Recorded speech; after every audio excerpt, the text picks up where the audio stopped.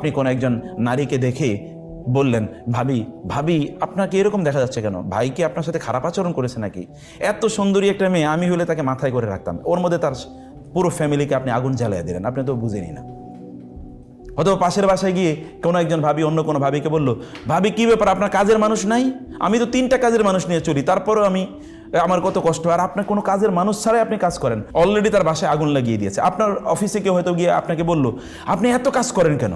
আপনাকে এত কাজ করলে তো আপনার উপর আবার নতুন করে কাজ চাপিয়ে দেবে। কাজ কম করবেন, তাইলে দেখবেন আপনার আর কাজ চাপিয়ে দেবে না। অলরেডি ড্যামেজড, অলরেডি আপনারা শেষ করে দিছে।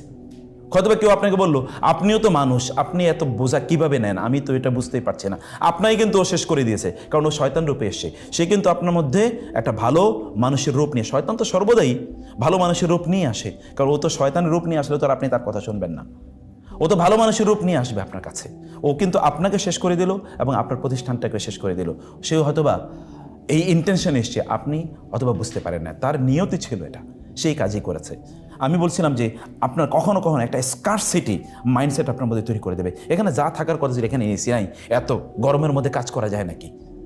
আপনি হয়তো এরকম একটা চিন্তা করলেন, আমার যতটুকু স্যালারি পাওয়ার কথা ছিল ততটুকু আমি পাই না, এরকম। আর বসটা খুব খিটখিটে। আপনি তোর বসের কাজ করেন না, আপনার তো ইন্টেনশনালি রং আছে।